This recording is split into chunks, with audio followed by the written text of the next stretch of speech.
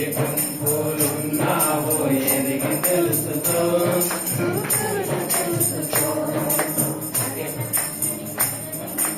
మారని గుంపు నిర్జీవపు గుంపు, మరణమనని మొదటి గుంపు. మారని గుంపు నిర్జీవపు గుంపు.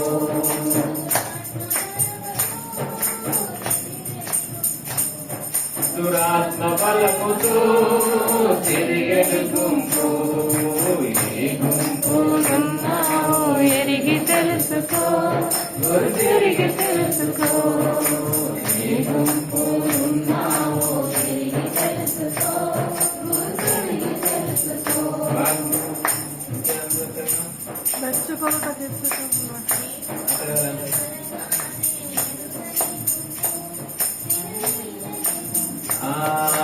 యేసు వాక్యమనగానే ఎరగని గుంపు, విననీయని గుంపు. మూర్ఖుల గుంపు ముద్ర వేసిన మూర్ఖుల గుంపు. ఇక్కడ ఆత్మ కొరికే ఇక్కడ కర్తన్న. యేసు వాక్యం అనగా, యేసు వాక్యం అనగా ఎరగని గుంపు, విననీయని గుంపు, ముద్ర వేసిన మూర్ఖుల గుంపు. ఈ గుంపుకు ముద్ర కూడా వేయబడ్డది. పరిశుద్ధాత్మ చేత ముద్ర వేయబడిన గుంపు ఉంది, కానీ మూర్ఖులకు కూడా ముద్ర వేయబడుతుంది, పరిశుద్ధులకు కూడా ముద్ర వేయబడుతుంది. అది ఏ ముద్ర తెలియాలి కదండి. వీళ్ళకు పరలోక ప్రవేశం లేని ముద్ర. అదే గత 3 ఏళ్ల కింద 4 ఏళ్ల కింద సంతోష్ చెప్పాడు, అందరూ చక్కగా ఆరాధన చేస్తున్నాము అయ్యా, దేవదూతలు వచ్చారు. ఇలా దాదాపు అందరిలో కొంతమందికి మాత్రం ఇక్కడ నుదుటి మీద ముద్ర వేస్తున్నాడు అన్నాడు. ఒక దర్శనం ఆయన చూడగలిగినాడు. దేవునికి స్తోత్రం. హల్లెలూయా, హల్లెలూయా. ఈ మధ్యలో 66వ ముద్ర వస్తాను. అది ఇక్కడేస్తారు, ఇక్కడేస్తారు. 66 నంబర్ ఇలా కనబడుతుంది. అంటే ఇట్లా కనబడుతుంది కాదు, కనబడుతుంది కాదు, కానీ చిన్నగా ఇప్పుడు షిఫ్ట్ లాగా వస్తుంది. ఇక్కడన్నా ఉంటారు, ఏదైనా జరుగుతారు. కానీ పరిశుద్ధాత్మ వలన ముద్రించబడిన వాడుగా ఉండాలి. మూర్ఖులకు వేయబడే ముద్ర వేసుకుంటే ఈ భక్తిహీనుల గుంపు, ఈ పరలోకం వెళ్ళని గుంపు. ఎందుకు? దాని వలన ప్రయోజనం ఏంటి? అయ్యా మీకోసం తలుపు తీసి లేదు, అయ్యా మేము కూడా గుడికి వచ్చినాం, మేము కూడా ప్రార్థన చేసినాం అంటే మేము కూడా నీ పేరు మెట్టుకున్నాం.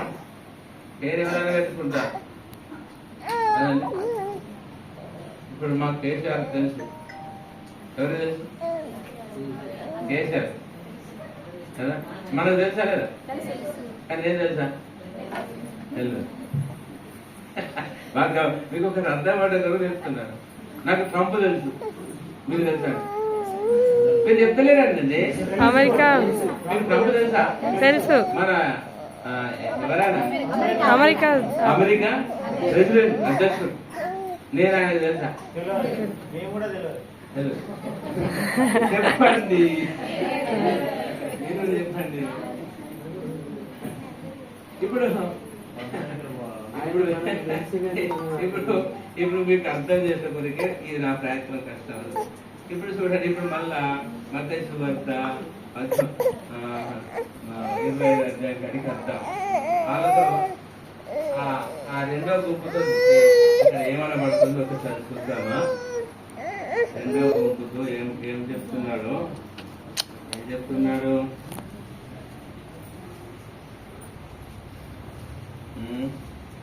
ఆ రెండవ గుంపుతో ఏం చెప్తారు? 11, 12 వచనాలు చదవండి. అంతటా తలుపు వేయబడును. ఆ తర్వాత తక్కిన కన్యకలు వచ్చి అయ్యా అయ్యా మాకు తలుపు తీయమని అడగగా, అక్కడ డాష్ ఉంది చూడు, ఉన్నది అక్కడ డాష్ ఉన్నదా? అక్కడ ఎన్ని కలుపుతావు తలుపుతో. అది మనకు ఇక్కడ ఆ డాష్ని ఒకసారి అర్థం చేసుకోవాలంటే మత్తయి సువార్త 7వ అధ్యాయం 7వ అధ్యాయంలో ఒక మాట ఉంటుంది చూడండి. 7వ అధ్యాయము అక్కడ నేను ప్రవచనం చెప్పలేదా, నేను చేయలేదా, అది చేయలేదు, అంతా చూడండి. 24 వచ్చిన మత్తయి సువార్త 22. ఆ దినమందు అనేకులు నన్ను చూసి, ప్రభువా ప్రభువా, మేము నీ నామమున ప్రవచింపలేదా, మీ నామమున దయ్యములను వెళ్ళగొట్టలేదా, మీ నామమున అనేకమైన అద్భుతములు చెయ్యలేదా అని చెప్పుదురు. అప్పుడు నేను మిమ్ముని ఎన్నడూ ఎరుగను. సేమ్ అట్లనే అన్నాడా? ఇక్కడ కూడా అప్పుడు అనగల డాష్ ఉందా? మీ బైబిల్లో ఉందా? దాని కింద పూర్తిగా డిక్లేర్ ఇస్తారు. ఆ డాష్ కాడ ఉన్న మాటకు ఒక జవాబు పొందుకోవచ్చు. ఎన్నడూ ఎరుగరు. అయితే అక్రమం చేయవారులారా, అక్రమం చేయవారులారా అంటే క్రమం తప్పి జీవిస్తున్న వాళ్ళ, క్రమానికి లోబడలేని వాళ్ళ, క్రమమైన పద్ధతిని ప్రకారము మీరు జీవించలేకుంటున్నారు. మిమ్మల్ని నేను ఎప్పుడు కూడా ఎరగను. ఎప్పుడు కూడా ఆ 5 కన్యలతో అన్న మాట, నేను మిమ్మల్ని ఎప్పుడు ఎరగలే. అసలు మీరు ఎవ్వరూ నాకు తెలియదు బ్రదర్. నేనండి రజనీ గారి కొడుకునండి, చాలా మంచివాడండి, అట్టనండి ఇట్టనండి, ఆయన ఎంత మంచిగా తెలిసాడు. నేను కూడా చెప్పినట్టు తిన్నానండి. నేను చెప్పిన నువ్వెవరే? నేను నిన్ను ఎప్పుడు చూడలేదు. అయ్యా నేను తెలుసు. అస్సలు నా దగ్గర తెలిపో. హల్లెలూయా.